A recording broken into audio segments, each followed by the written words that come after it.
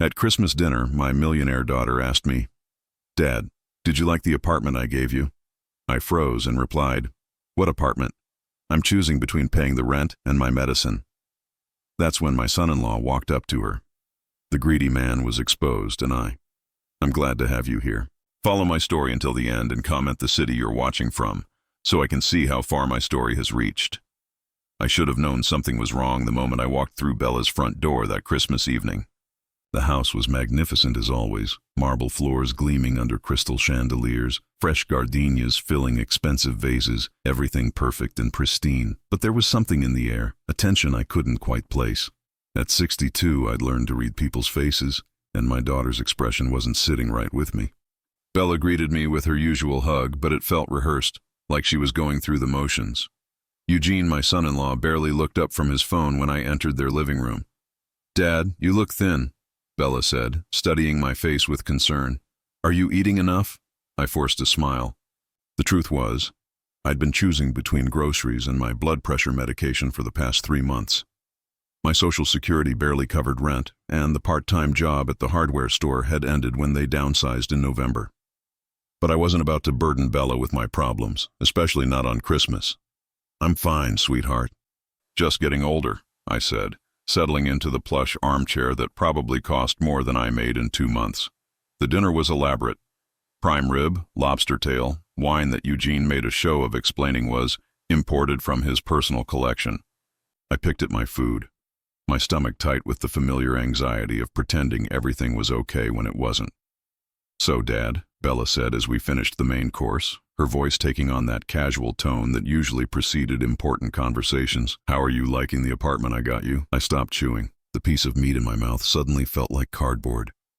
"What apartment?" Bella laughed, but it sounded forced. "The apartment, Dad, the one downtown. I've been paying for it for months now. You haven't mentioned it once." My heart started pounding. I set down my fork, my hands beginning to tremble slightly. "Bella, honey, I don't know what you're talking about. I'm still in the same cramped place on 5th Street. The landlord's been threatening eviction because I'm 3 months behind on rent." The color drained from Bella's face. Eugene, who had been scrolling through his phone, suddenly looked up, his expression shifting from boredom to something that looked almost like panic. "That's impossible," Bella said slowly. "I've been sending money every month. Eugene handles the transfers. He said you were all settled in, that you loved the new place."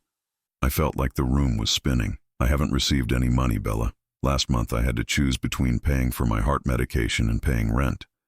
I chose the medication and figured I'd deal with homelessness when it came." The silence that followed was deafening.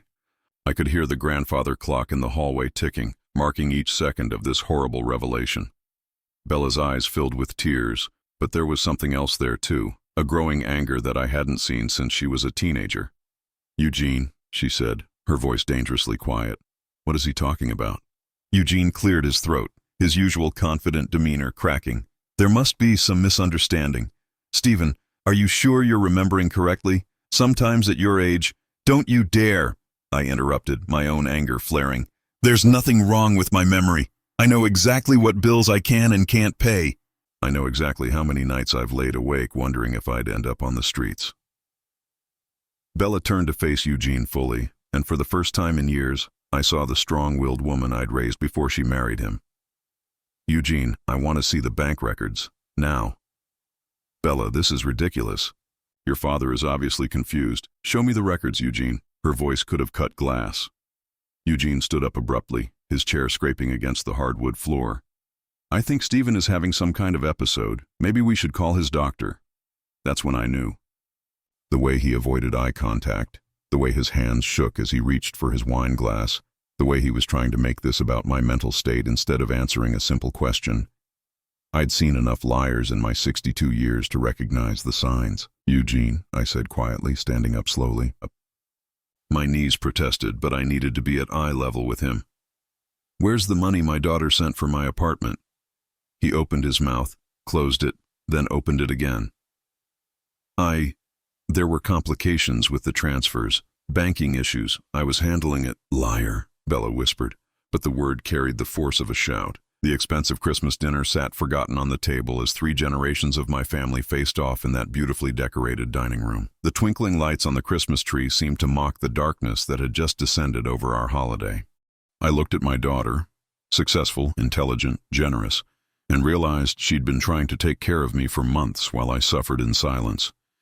And the man she'd trusted with her money, the man she'd married and built a life with, had been stealing from both of us. Eugene's face had gone pale and sweat was beading on his forehead despite the cool temperature in the house. He kept glancing toward the door like he was calculating whether he could make a run for it. But there would be no running from this. Not anymore. As I stood there, watching my son-in-law's world crumble around him, I felt something I hadn't experienced in months. Hope. Not because of the money, though God knows I needed it, but because my daughter's eyes were finally open. The question now was, what else had Eugene been hiding? The next hour felt like the longest of my life. Bella had disappeared into Eugene's home office while he sat in the living room, fidgeting with his wedding ring and avoiding my gaze. I remained in my chair, my mind racing as pieces of a puzzle I didn't even know existed began falling into place. "Eugene," I said finally, breaking the suffocating silence.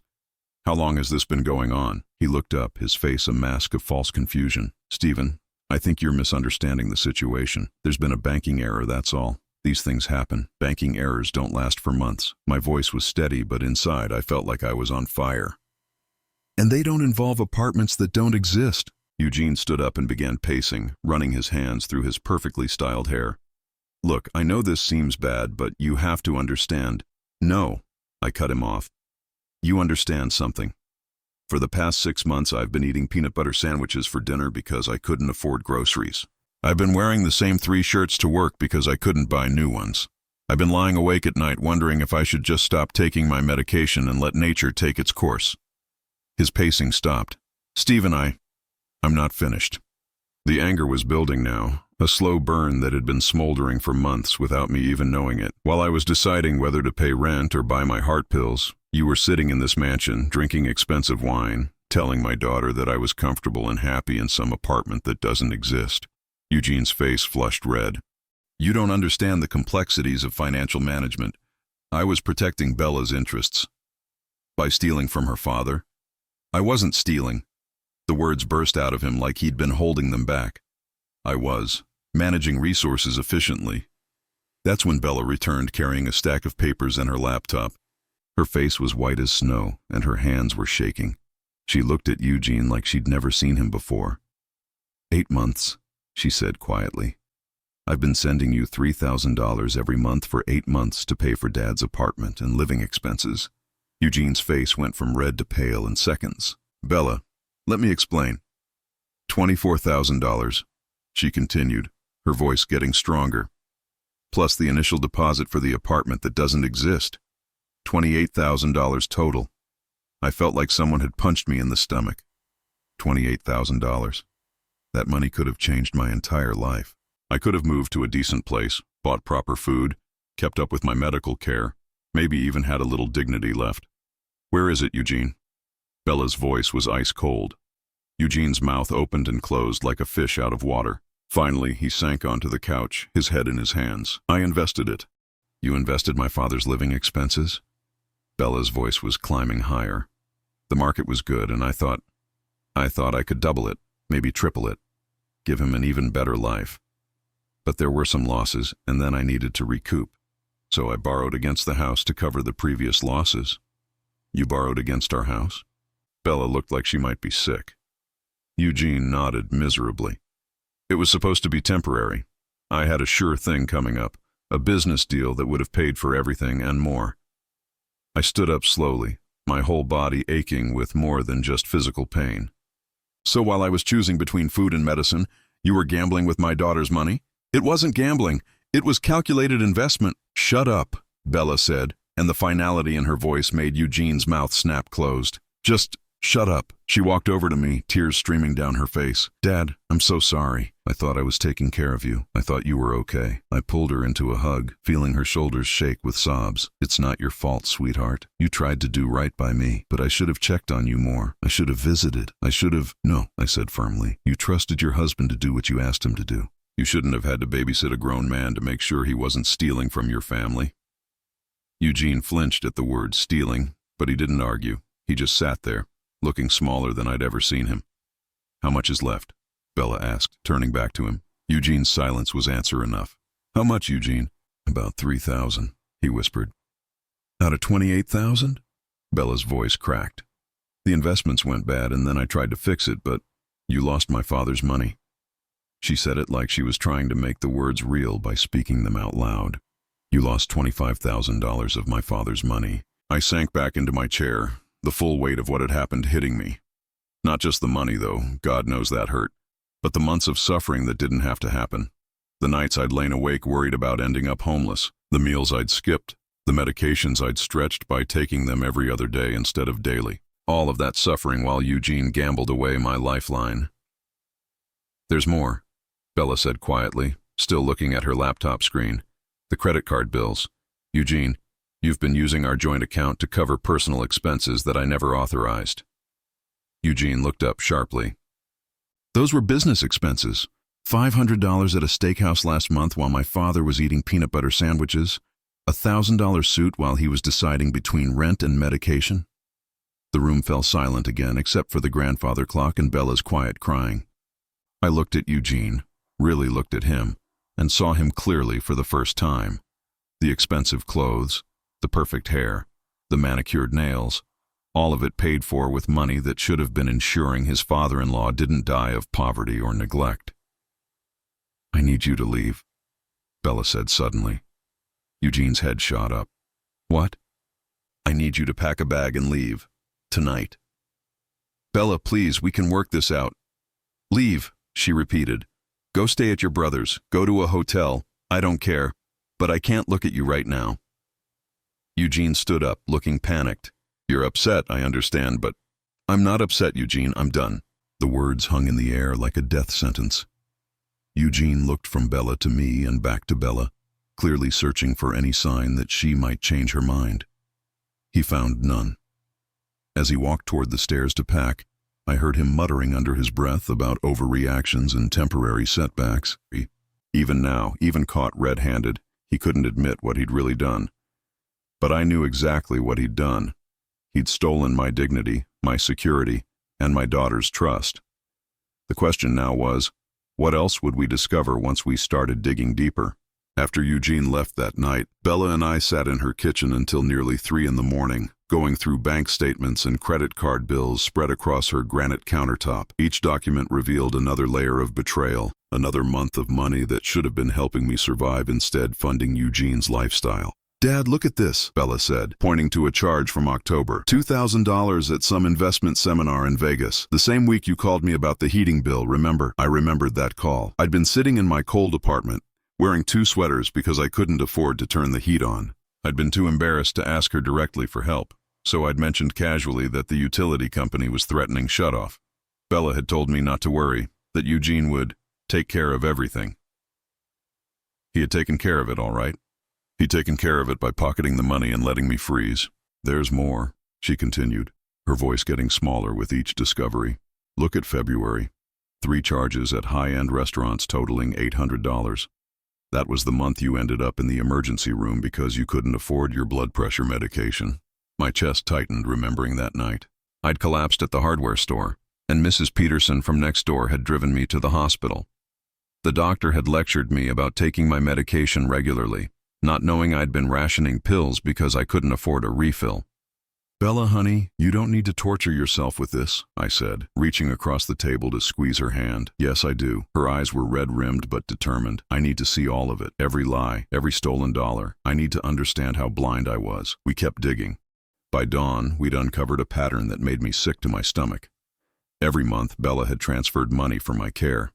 Every month, Eugene had diverted it for his own purposes. Gambling, expensive dinners, clothes, gadgets. While I was cutting pills in half and eating instant noodles, he was living like a king on money meant to keep me from becoming homeless. The apartment, Bella said suddenly, looking up from a bank statement. He told me he'd found you a beautiful place downtown, said you were so excited about the modern appliances and the view. I almost laughed, but there was nothing funny about it. I've never even been downtown except to apply for jobs. The only view from my place is the parking lot behind the laundromat. Bella's face crumpled. He described it in such detail. Said you loved the big kitchen, that you were cooking again for the first time since Mom died. That hit me like a physical blow.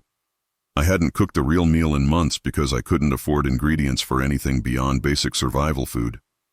Sarah, my late wife, would have been heartbroken to see me living on peanut butter and crackers. He even said you were making friends with the other residents, Bella continued, tears flowing freely now. Said there was a community garden where you were growing tomatoes. The cruelty of it took my breath away. Eugene hadn't just stolen money, he'd stolen my daughter's peace of mind, her belief that her father was okay. He'd fed her beautiful lies while I suffered in isolation. Bella, I said gently, this isn't your fault. Isn't it? She wiped her eyes with the back of her hand. I should have visited more. I should have checked on you myself instead of trusting him to handle everything. You were busy building your career, living your life. That's what you're supposed to do. But you needed me, and I wasn't there. I stood up and walked around the table to put my arms around her. You were there. You sent money every month to take care of me. You called regularly.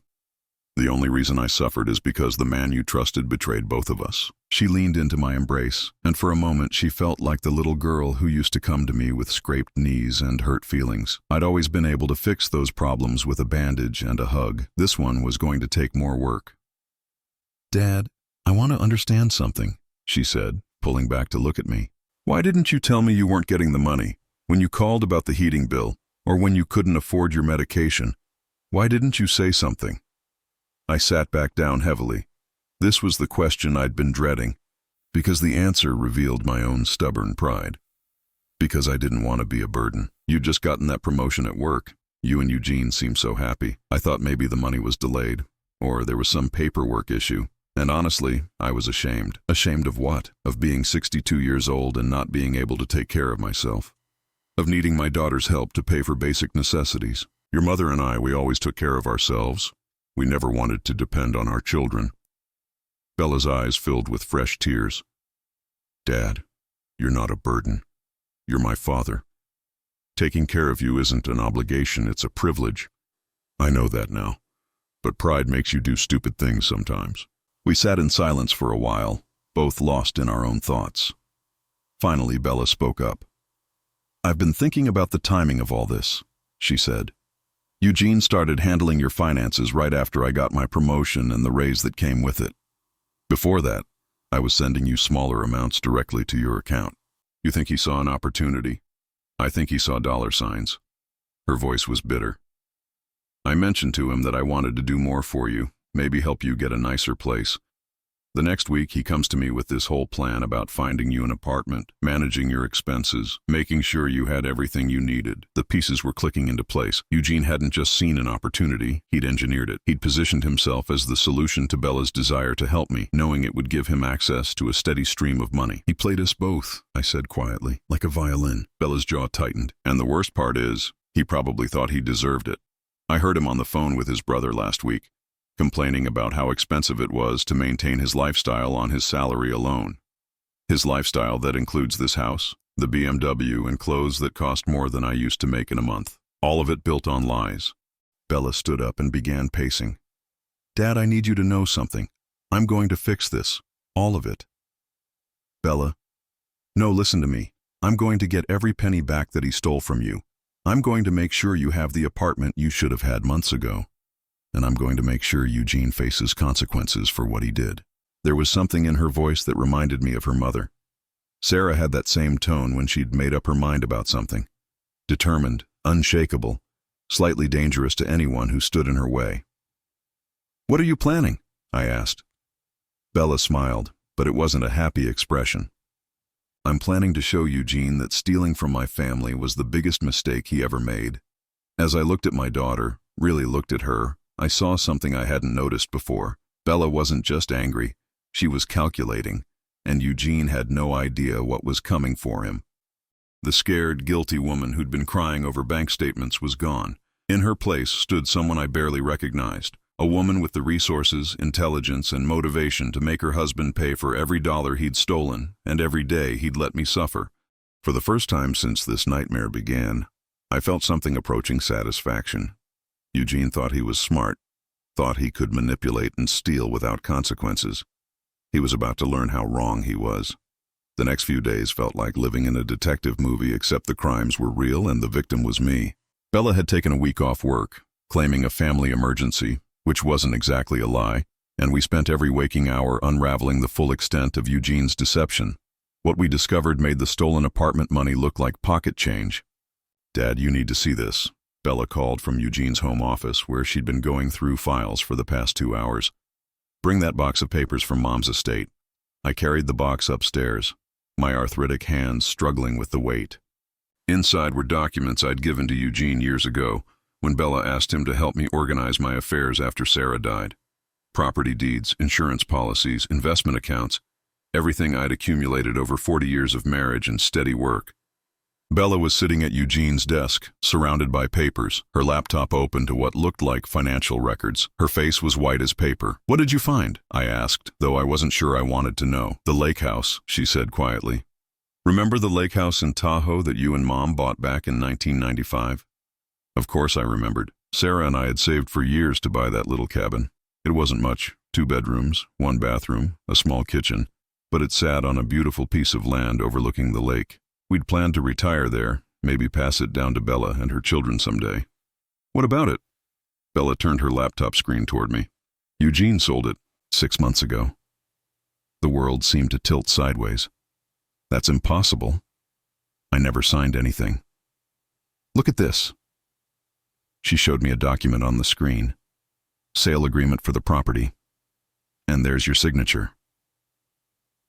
I stared at the signature line. It did look like my handwriting, but something felt wrong about it. "I never signed this, Bella." "I swear to you, I know you didn't." Her voice was deadly calm. "Because look at the date. You were in the hospital with pneumonia that week, remember? I have the discharge papers right here." My legs felt weak. I sank into the chair beside the desk, trying to process what she was telling me. "He forged my signature?" "That's not all." Bella pulled out another file. "The mutual fund account that Dad set up in the 80s. The one with about $40,000. Cleaned out. Same forged signature, same impossible date." I felt like I was going to be sick. That mutual fund was supposed to be my emergency money, my safety net. Sarah and I had contributed to it faithfully for decades, never touching it except for true emergencies. "How much?" I asked, though I dreaded the answer. Bella's fingers flew over the calculator on her phone. The lake house sold for $320,000. The mutual fund was worth $42,000 when he liquidated it. The antique furniture from the house that I thought you'd donated, turns out he sold that too, for about $15,000. "Nearly $400,000, I whispered. "Plus the $28,000 he stole for your apartment expenses. We're looking at over $400,000 total." I couldn't breathe. That money represented my entire life's work, everything Sarah and I had built together. It was supposed to be my security, my dignity in old age. Instead, it had been feeding Eugene's gambling addiction and expensive tastes while I chose between rent and medication. "How is this legal?" I asked. "Don't you need a notary for property sales?" Bella's smile was bitter. "Remember Eugene's friend Mike, the one who's a notary? Turns out Mike has a gambling problem too. Eugene's been helping him out with loans." The picture was becoming clearer and uglier by the minute. Eugene hadn't just stolen from me. He'd built a network of corruption to facilitate it. "There's more," Bella continued, pulling out a thick folder. "The life insurance policy you signed over to me? Eugene convinced you to change the beneficiary, remember? You thought you were making me the beneficiary, but look at the paperwork." She showed me the forms. My signature again, but the beneficiary line read, Bella Eugene Hartwell Morrison, Bella's full married name, which meant Eugene would have legal claim to half the money as her spouse. "He was planning for me to die," I said quietly. "It looks that way." I stood up and walked to the window, looking out at the manicured lawn and expensive cars in the driveway. Everything I was seeing had been bought with my money, my life's work, my future security. "Bella," I said, turning back to face her, "I need you to tell me the truth. How bad is my financial situation now?" She took a deep breath. "Without the properties and investments Eugene liquidated, you're essentially destitute. Your Social Security covers basic rent and utilities, but nothing else. No savings, no assets, no backup plan. So if you hadn't been sending money for the apartment, you would have been homeless within months." The full scope of Eugene's cruelty hit me then. He hadn't just stolen my money. He'd systematically dismantled every financial safeguard I had, leaving me completely dependent on Bella's generosity. And then he'd stolen that too. Where did the money go? I asked. Bella pulled up another screen on her laptop. Best I can tell, about half went to cover his gambling debts. The rest went into what he calls investments, but they look more like get-rich-quick schemes that all failed. There are payments to something called Golden Sunrise Opportunities and Pacific Dynasty Holdings, both companies that don't seem to actually exist. Pyramid schemes, or just straight-up fraud. Either way, the money's gone. I felt a rage building in my chest that I hadn't experienced since Sarah's death. Not just anger, a cold, calculating fury that demanded justice. What can we do legally? I asked. I've already called a lawyer. Elder financial abuse is a serious crime, especially when it involves forged documents and identity theft. The fact that he used his position as your daughter's husband to gain access to your financial information makes it even worse. Will we get the money back? Bella hesitated. Some of it, maybe. The house sale might be reversible since the signature was forged. The mutual fund is harder. Once money goes into failed investments, it's usually gone. But Eugene will face criminal charges, and we might be able to get a judgment against him for restitution. What about you? The divorce? The house you're living in? I don't care about any of that. Bella's voice was fierce. Let him have the house, the cars, whatever. I want him in prison, and I want him to pay back every penny he stole from you. I walked back to the desk and sat down, looking at all the evidence of Eugene's systematic theft spread out before us. Documents, bank statements, forged signatures, a paper trail of betrayal that went back years. How long do you think this has been going on? I asked. Probably since right after your cancer diagnosis 3 years ago, Bella said.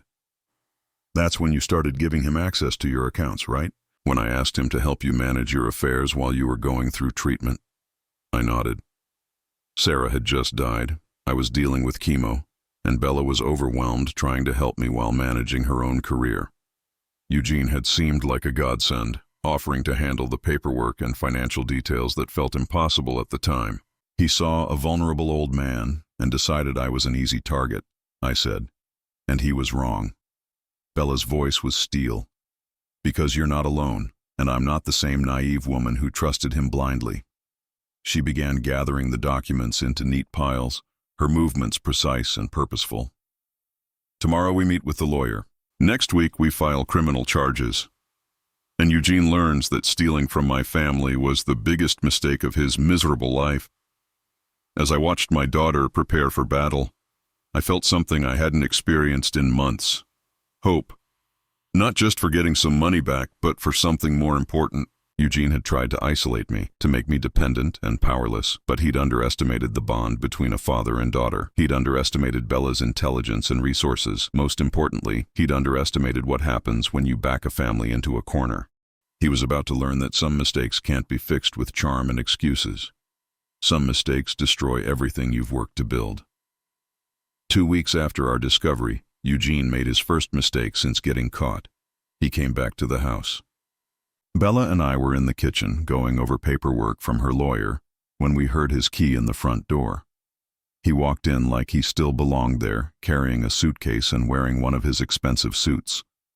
The same suit, I realized with bitter irony, that my mutual fund money had probably bought. Bella, sweetheart, he called out, his voice carrying that false confidence I'd learned to recognize. I think we've let emotions get the better of us. It's time we talk like adults.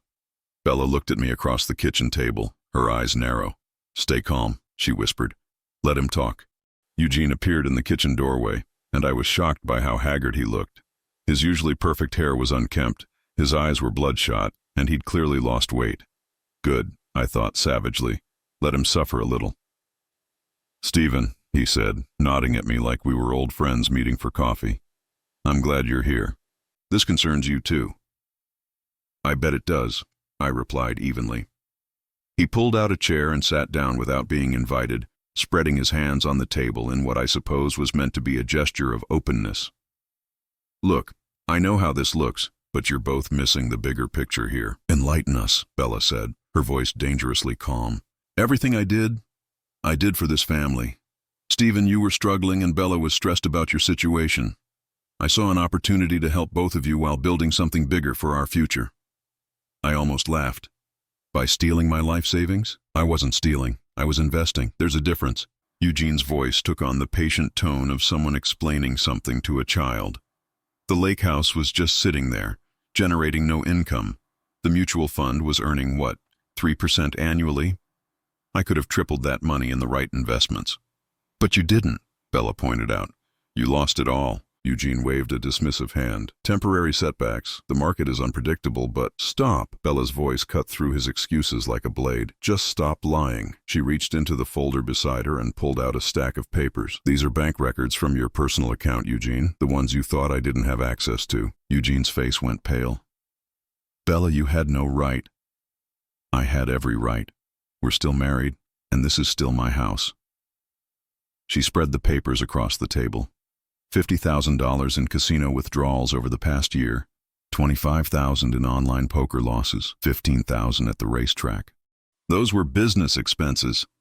Business expenses? Bella's voice climbed higher.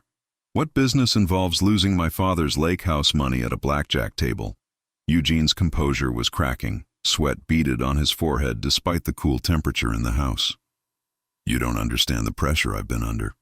My business deals fell through and I needed capital to... Your business deals.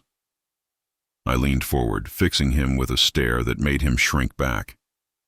Tell me about Pacific Dynasty Holdings, Eugene. The company that got $40,000 of my mutual fund money. That was a legitimate investment opportunity. Pacific Dynasty Holdings doesn't exist, Bella said flatly. I had my lawyer check. It's a shell company that you created to hide your gambling losses. Eugene's mouth opened and closed like a fish out of water. For a moment, the mask slipped completely, and I saw him for what he really was, a desperate, pathetic man who'd gambled away his family's future and gotten caught. Then the mask snapped back into place, and his expression hardened. Fine. You want the truth? Here's the truth. Stephen is a bitter old man who's jealous of what I've built with Bella. He's trying to turn you against me because he can't stand that you chose me over him. The accusation was so absurd that I actually did laugh. Eugene, I'm not competing with you for my daughter's affection. I'm her father. Are you? Because from where I sit, you've been nothing but a burden. A drain on our resources, a constant source of stress and guilt for Bella. I felt Bella stiffen beside me, but I held up a hand to stop her from responding. Keep talking, Eugene. Tell us how you really feel. I saved this family from your neediness, he continued, his voice getting louder and more agitated. Every month, Bella would stress about whether you were okay, whether you had enough money, whether you were taking care of yourself. I took that burden off her shoulders by stealing the money she sent to help me, by managing it efficiently. Do you think Bella needs the stress of wondering if her father can pay his bills? I was protecting her from your failure to plan for your old age. The cruelty of it took my breath away. In Eugene's mind, he was the hero of this story. He'd convinced himself that stealing from me was actually helping Bella. And the lake house? I asked. How was selling my property without my knowledge helping anyone? That dump was worthless to you. You never visited it after Sarah died. I turned it into liquid capital that could actually benefit the family. Liquid capital that you immediately lost gambling. Eugene's face flushed red. Those were calculated risks that didn't pay off. It happens in business. This wasn't business, Eugene. Bella's voice was so quiet I could barely hear her. This was theft. You forged my father's signature on legal documents. You stole his life savings. You left him choosing between food and medication while you lived like a king on his money. I was building our future. You were feeding your addiction. Bella stood up slowly, her hands flat on the table. And now you're going to pay for it. Eugene looked from Bella to me and back again, and I saw the exact moment when he realized his charm wasn't going to work this time. His expression shifted from fake confidence to something uglier. You'll regret this, he said to Bella. Both of you will. I know things about this family, about your precious father, that would change how you see him forever. Like what? Bella challenged. Eugene smiled, but it was a nasty expression. Ask him about the real reason he couldn't afford his bills, Bella. Ask him about the gambling problem that runs in his family. I felt like he'd punched me in the stomach. What are you talking about? The poker games at Murphy's Bar every Friday night, the sports betting with Tony Marconi. The reason you're really broke isn't because of medical bills. It's because you're just like me. Bella looked at me with confusion and growing alarm. Dad? I struggled to find words. Yes, I played poker on Friday nights. Yes, I occasionally bet on football games, but nothing like what Eugene was suggesting. Eugene, you know that's not. $50 a week, Eugene continued, his voice taking on the tone of someone delivering a killing blow. Sometimes more. Your father's been gambling away his social security while crying poverty to you. The silence that followed was deafening. I could see the doubt creeping into Bella's eyes, the questions forming. Bella, I said quietly, it's not what he's making it sound like. Isn't it? Eugene pressed his advantage. Gene pressed. Tell her about the time you lost $300 on a college basketball game, Stephen. Tell her about the loan shark who came to your apartment looking for payment. My chest tightened. There had been a loan shark, but not for gambling debts. I'd borrowed money to pay for Sarah's funeral expenses, and I'd been paying it back slowly. But Eugene was twisting the truth, making it sound like something it wasn't. Eugene, I said, standing up slowly, you're going to stop talking now. Or what? You'll hit me? Show Bella what kind of man her father really is? That's when I realized what he was doing. He was trying to create doubt, to make Bella question everything she'd learned about his crimes by painting me as a hypocrite. It was a desperate move, but potentially effective. Dad, Bella said quietly, is any of this true? I looked at my daughter, my brilliant, successful daughter who had trusted her husband to care for her father, and I made a decision. Some of it, I said. I do play poker on Friday nights, small stakes, with friends. And yes, I occasionally bet on sports. But Eugene is lying about the amounts and the impact on my finances. Eugene's smile widened, thinking he'd won. But you know what the difference is, Eugene, I continued. I never stole from my family to cover my losses. I never forged signatures or created fake companies. I never left my daughter's father choosing between medication and food while I lived in luxury. Bella's expression cleared, and I saw the doubt leave her eyes. Dad, I don't care if you play poker. I care that Eugene stole from you and lied to both of us for months. Eugene's face fell as he realized his desperate gambit had failed. You're both going to regret this, he said, standing up abruptly. I'm not going down alone. Yes, Bella said calmly. You are. As Eugene stormed out of the kitchen, slamming the front door behind him, I realized something important. His mask had finally slipped completely. We'd seen him at his worst, desperate and cruel, and willing to destroy anyone to save himself. But we'd also seen that he had nothing left. No leverage, no charm, no power over us. The real question now was, what would a desperate man with nothing left to lose do next? 6 months later, I stood on the balcony of my new apartment, watching the sunrise paint the downtown skyline in shades of gold and pink. The apartment was everything Eugene had lied about giving me, spacious, modern, with a view that took my breath away every morning. But more importantly, it was mine, paid for with money that belonged to me. The legal proceedings had moved faster than anyone expected. Eugene's web of lies unraveled quickly once prosecutors got involved. The forged signatures, the shell companies, the systematic theft. It all painted a picture of a man who'd planned his crimes carefully and executed them without remorse. His friend Mike, the notary who'd helped facilitate the property fraud, had turned state's evidence in exchange for a lighter sentence. Other victims had come forward too, elderly clients from Eugene's insurance business who'd suffered similar schemes. What we thought was personal betrayal turned out to be part of a larger pattern. Eugene was sentenced to 8 years in federal prison for elder abuse, fraud, and identity theft. He'd tried to negotiate a plea deal at the last minute, offering to reveal where he'd hidden additional assets in exchange for reduced time. But there were no hidden assets. He'd lost everything to gambling and poor investments, just as we'd suspected. The restitution hadn't been complete. You can't get blood from a stone, as Bella's lawyer put it, but we'd recovered more than I'd dared hope. The lake house sale was reversed when the court ruled the transaction fraudulent.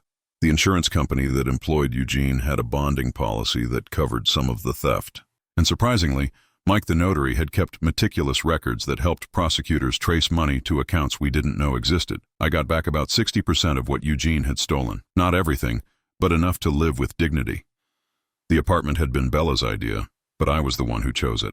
2 bedrooms, so she and her future family could visit comfortably. A small study where I could read and work on the model trains I'd rediscovered. A kitchen where I actually enjoyed cooking again, now that I could afford real ingredients. Most importantly, it was close enough to Bella's new place that we could see each other regularly, but far enough away that I maintained my independence. Dad? Bella's voice called from the living room. Coffee's ready. I smiled and headed inside. These Sunday morning coffee visits had become our tradition, replacing the stilted holiday dinners of the Eugene years. We talked about everything now. Work, friends, memories of her mother, plans for the future. The barriers that Eugene had built between us, deliberately or not, were gone. "How are you feeling about the interview tomorrow?" Bella asked, handing me a steaming mug. I'd applied for a part-time position at a local community college, teaching basic financial literacy to adult learners. It wasn't about the money, though the income would be nice, but about purpose. My experience with Eugene had taught me how easily people could be manipulated when they didn't understand their rights and options. "Nervous," I admitted. "It's been a long time since I sat in a job interview." "You'll be perfect for it. Who better to teach people about protecting themselves from financial predators than someone who survived one?" She was right, though it had taken me months to see my experience that way. For a long time, I'd felt nothing but shame about being Eugene's victim. How could I, a man who'd worked his whole life and raised a daughter, be so easily fooled? But therapy, another expense I could finally afford, had helped me understand that sophisticated manipulation wasn't a reflection of my intelligence or worth. Eugene had spent years building trust and positioning himself as helpful before he struck. He'd used my love for Bella and my desire not to burden her against me. "Have you heard anything from his lawyer?" I asked. Bella shook her head. "The appeals are going nowhere. His conviction was solid, too much evidence, too many witnesses, and frankly, I think he's given up. His brother told me Eugene doesn't even want visitors anymore." I felt a complex mix of emotions about Eugene's situation. Anger for what he'd done, satisfaction that he was facing consequences, but also something that might have been pity. He'd destroyed his marriage, his freedom, and his future for gambling debts and get-rich-quick schemes that never paid off. "Do you miss him?" I asked gently. "The man you thought he was?" Bella considered the question seriously. "Sometimes, but I think the man I fell in love with was mostly an act. The real Eugene was the one who could steal from his wife's father and sleep soundly at night. She'd filed for divorce the day after Eugene's arrest. The proceedings had been surprisingly simple since Eugene had no assets left to fight over and was facing prison time. Bella had kept the house, the one thing Eugene hadn't managed to gamble away, and had used it as collateral to help recover some of my stolen money. "I have some news," she said, settling into the chair across from me with a smile that reminded me of her mother. "Good news, I hope." "I think so. Remember David Chen, the accountant I met at that financial fraud seminar last month?" I nodded. Bella had started attending workshops on elder financial abuse, partly to understand what had happened to us, and partly to network with other professionals who dealt with these crimes. He asked me out to dinner, and I said yes. Her cheeks turned slightly pink. "It's been over a year since the divorce was final. I think I'm ready to try again." I felt a surge of protective instinct. What father wouldn't? But also genuine happiness for her. "What's he like?" "Kind, honest. He volunteers at a senior center teaching people about financial planning." "And Dad?" She leaned forward with a mischievous grin. "He insists that people should always manage their own accounts, never sign over power of attorney unless absolutely necessary." "Smart man. I already like him."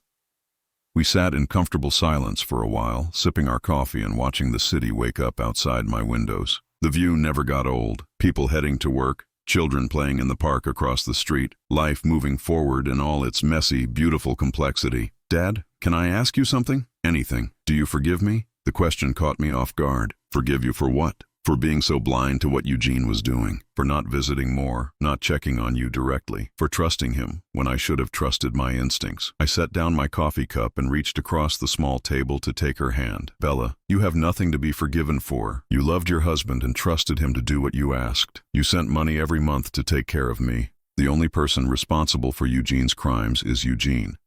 Tears glistened in her eyes. "But you suffered because I wasn't paying attention. I suffered because a criminal decided to steal from us. But you know what? In the end, it brought us closer together. We talk more now than we have in years. We understand each other better. Eugene thought he was dividing us, but he actually did the opposite." Bella squeezed my hand. "I love you, Dad. I love you too, sweetheart." Later that afternoon, after Bella had left for her Sunday yoga class, I sat in my study working on a model train layout. It was a hobby I'd abandoned after Sarah died. But living in a place with enough space and enough money for small luxuries had reignited my interest. As I carefully painted tiny details on a miniature depot, I thought about the past year and how much had changed. 12 months ago, I'd been a broken man choosing between food and medication, isolated from my daughter and facing potential homelessness. Today, I was financially secure, emotionally healthy, and closer to Bella than I'd been in years. Eugene's crimes had devastated us temporarily, but his exposure had ultimately liberated us from years of lies and manipulation. He'd tried to steal my dignity along with my money, but dignity, it turned out, wasn't something that could be taken by force. It had to be given away, and I'd never given it away. Even at my lowest point, even when I was rationing pills and eating peanut butter sandwiches, I'd maintained my sense of self-worth. I'd known I deserved better, even when I couldn't figure out how to get it. My phone rang, interrupting my thoughts. The caller ID showed a number I didn't recognize, but when I answered, the voice was familiar. Mr. Morrison? This is Detective Rodriguez. I wanted to update you on the Eugene Hartwell case. Has something happened? Actually, yes. We've recovered an additional $30,000 that Hartwell had hidden in an account under his mother's name. The funds will be returned to you after the paperwork is processed. I sat back in my chair, stunned. $30,000? Apparently, his mother wasn't aware of the account's existence. When she learned about it during our investigation, she immediately turned it over to authorities. Even Eugene's own mother had more integrity than he did. After hanging up, I called Bella to share the news. She was as shocked as I was, but also deeply satisfied that more of Eugene's hidden assets had been uncovered. Dad, she said, what will you do with the money? I looked around my comfortable apartment, at the model trains and the view and the well-stocked kitchen. I thought about the job interview tomorrow and the financial security I'd regained. I said slowly, I'm going to set up a scholarship fund for older adults who want to go back to school but can't afford it. People who are starting over, like I did. That's perfect. And maybe a small emergency fund for people facing the kind of situation I was in. Nothing huge, just enough to help someone choose between medication and food. Doesn't have to be a choice at all. Dad, that's beautiful. Mom would have loved that idea. Sarah would have loved it. She'd always believed in helping people when you could, in turning your own struggles into something that could benefit others. As I hung up the phone, I realized something important. Eugene had tried to steal my future, but he'd actually given me something valuable. Perspective. I knew now what mattered and what didn't. I knew the difference between dignity and pride, between independence and isolation. Most importantly, I knew that family bonds, real ones, built on love and respect rather than obligation and guilt, could survive almost anything. Eugene was sitting in a federal prison cell, having lost everything that mattered. His wife, his freedom, his reputation, his future. And I was sitting in my beautiful apartment, closer to my daughter than ever, with enough money to live comfortably and enough purpose to keep moving forward. In the end, Eugene's plan to steal from me had backfired spectacularly. He'd tried to take my dignity and security, but instead had given me something I'd thought I'd lost forever. Hope. The sunrise tomorrow would be just as beautiful as today's, and I'd be here to see it. Now I'm curious about you who listen to my story. What would you do if you were in my place? Have you ever been through something similar? Comment below, and meanwhile, I'm leaving on the final screen 2 other stories that are channel favorites, and they will definitely surprise you. Thank you for watching until here.